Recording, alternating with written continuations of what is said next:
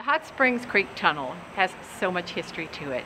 A lot of people don't even realize it's here, and with me today is Stormwater Manager Max Sestili, who knows a lot about the Hot Springs Creek Tunnel.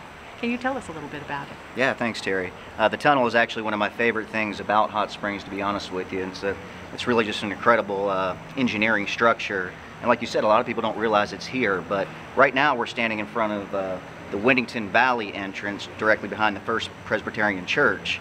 And this branch goes down Whittington and then Wise into a branch that comes from Park Avenue, and then those converge and go down Central Avenue as one larger branch underneath Bathhouse Row, and then eventually opens up behind the transportation depot.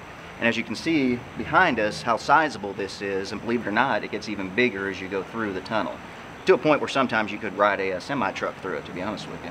And you've been through the whole tunnel, basically. Many, many times, that's right. Yes, he's been there, done that, got the t-shirt.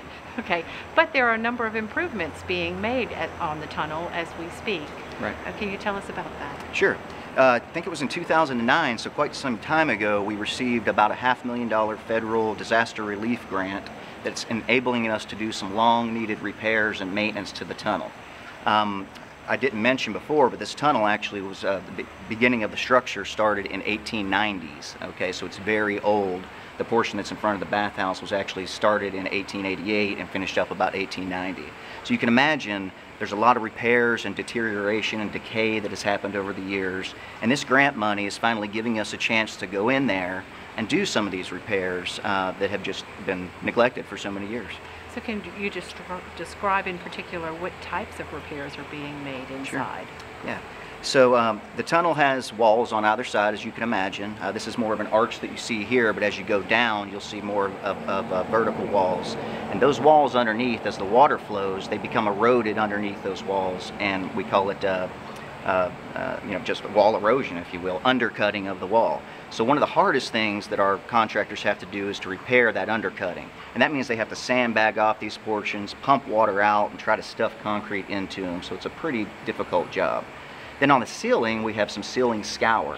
So we have a lot of rocks on the ceiling of the arch that over the years, as we get great floods, the water actually rises to the top of this thing and erodes away the concrete and the mortar in the rock above it.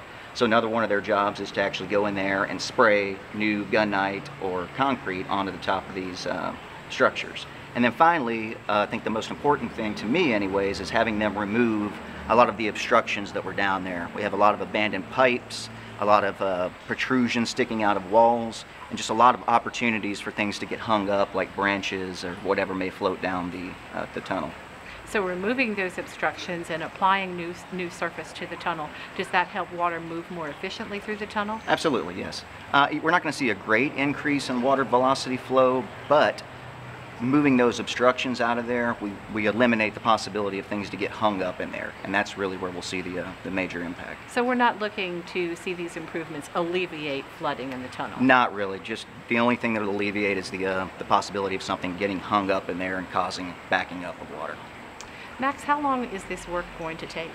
It started about 2 months ago, and we anticipate it ending in October, around the end of October. So it's a pretty labor-intensive, time-consuming job. Are people really seeing this as they go by, or as they go through the downtown area? Are they really seeing any work that's being done? They don't see the work. I do get some comments about how they think they see the Ninja Turtles coming out of the sewers sometimes. So our guys get pretty dirty when they're down there. So when they climb out of the manholes, you can imagine they surprise some people. When they finish their stealth activities. That's right. That's right. Okay. Now, is more work needed to be done besides the scope of this particular project? Absolutely. This money, even though it was almost $500,000, really, if you think about this tunnel, it's about 1.25 miles long. It's really just going to put a dent, and we're really just focusing on the major structural issues that we found so far. So what we really want to do is set aside some funds from the stormwater utility fee each year and try to get down here and just do little repairs as they come up. Every time we go down, we seem to find something new, as you can imagine. Every time it rains, additional erosion occurs, and we find more structural issues that need addressed. So it's basically your job to help protect this part of our city's history, Yes. and the very valuable function that it performs. Absolutely, and I love it. Now the fun part. Can you tell us a little bit about the folklore, or some of the legends Oh, that absolutely. are attached to the tunnel? Yeah, there's a lot of legends about the tunnel. I think my favorite is that there's supposedly a secret passage down here that Al Capone used to traverse between the Arlington and the brothel, I guess, that he went to. But we've looked for it. There's no evidence that there's even a door that was sealed up. Believe me, I've looked for it. Would love to find Capone's vault down here. But really, when you think about it, Capone owned this town, so there really was no reason for him to have to hide in tunnels to get back and forth.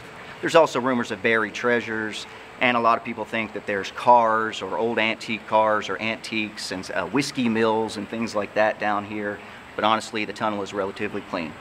So we almost have our own Titanic, and that people like to go would like to think that there's something really special in that tunnel. That's right. I hate to ruin it, but it is fascinating regardless. Well, thank you so much for bringing us up to speed on this important project that people may not be aware of, but thanks to federal funding and hopefully in the future stormwater funding, we'll continue to maintain and improve the tunnel. Absolutely. Thank you. Thanks for joining us today. And next week we'll bring you more city news.